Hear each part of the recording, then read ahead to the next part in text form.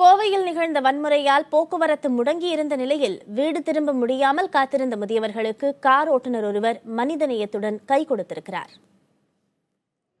கோவையில் கொலை செய்யப்பட்ட இந்து முன்னணி நிர்வாகி சசிகுமாரின் இறுதி ஊர்வலத்தின் போது நகரின் பல்வேறு இடங்களில் வன்முறை வெடித்தது.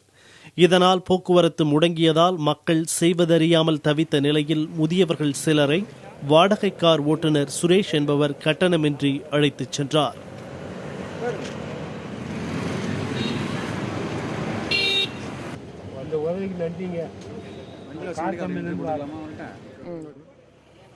வண்டி நின்றுது. ஒரு டிரைவர் சொன்னார், நீங்கள் நான் ஒரு கஸ்டமர் வயசான ஆளுகளுக்கு நன்மை செய்கிறேன், அன்னைக்கு பஸ் ஓட்டம் இல்லை, அதனால் நான் கூப்பிட்டு போகிறேன், எனக்கு நன்மை எனக்கு கிடைக்கும் அவனு சொல்கிறாரு. நன்மை தான் அது, அவருக்கு நல்லா இருக்கலாம், மேல் அவர் மேல்மையாக இருப்பார்.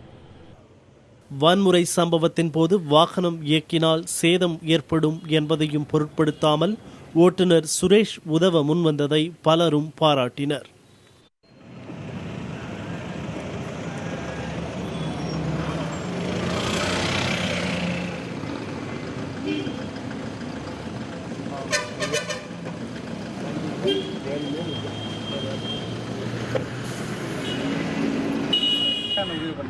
கஷ்டப்படுறாங்களேன்னு வயசானவங்களுக்காக இப்போ ஹெல்ப், என்னால் முடிஞ்ச ஹெல்ப் அவ்வளோ. திடீர்னு பஸ்ஸில் இல்லாமல் இருந்தனால ரொம்ப கஷ்டத்தில் ரொம்ப நேரமாக நின்றுட்டுருக்காங்க, அதனால தான்.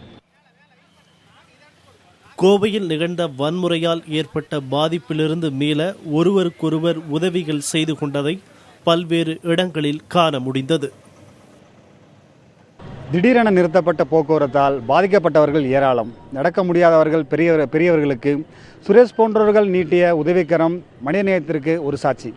புதிய தலைமுறைக்காக ஒளிப்பதிவாளர் தீபனுடன் ஜே மார்ட்டின்.